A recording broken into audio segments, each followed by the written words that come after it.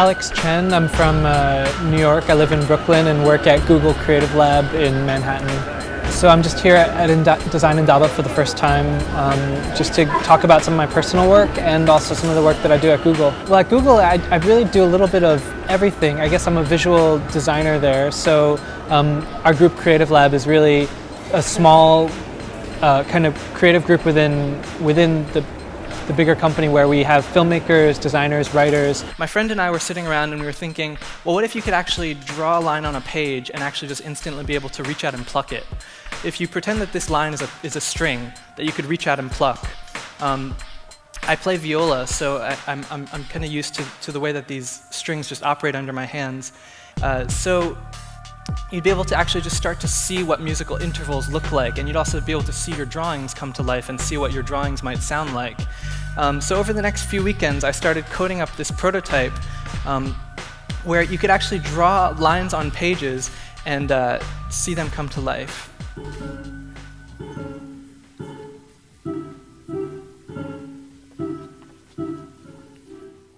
So as you'll see, longer strings form lower notes, just like they would, and higher strings form higher notes.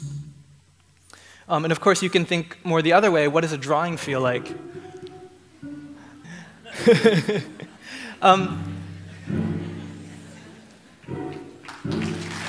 Thank you. I just stumbled on all these things because when I was a kid, my parents signed me up for viola lessons and piano lessons while I was also learning computer programming at the same time.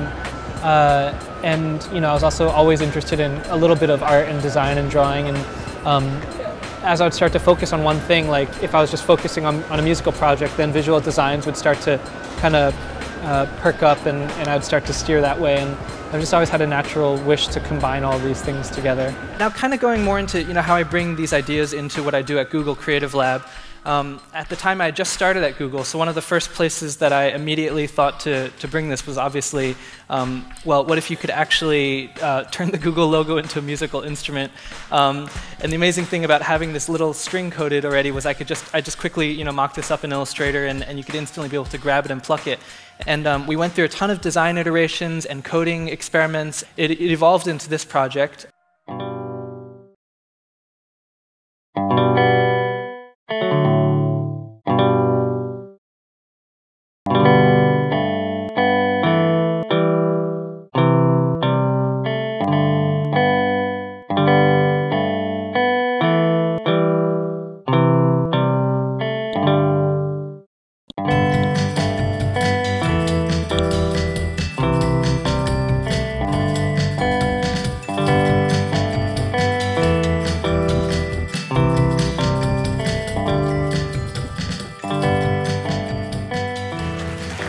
Thanks.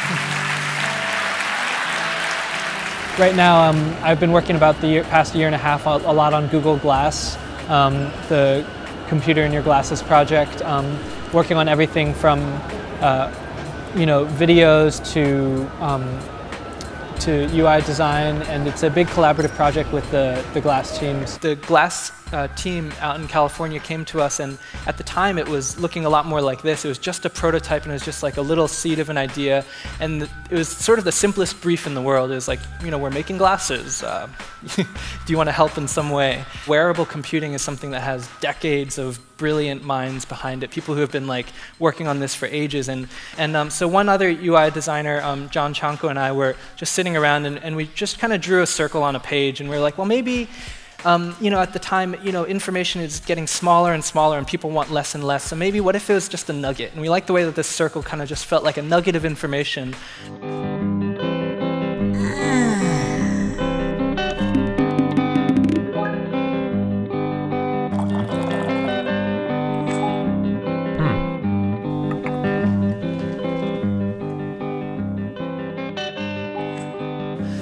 So when we started thinking about the interface, we really wanted to reduce things and just show you the bits of information, or just show you the one thing that you're really working on at that time when you're recording a video.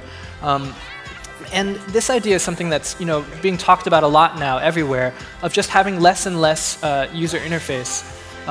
And especially one of the most exciting things about working on glass is that the engineers just are coming up with things that kind of give the designers, it kind of takes their job away, because when they come up with making voice work, suddenly you can just get rid of like half of the interface, and just being able to simply ask how long is the Brooklyn Bridge, and getting an answer that way, and just using your natural input techniques.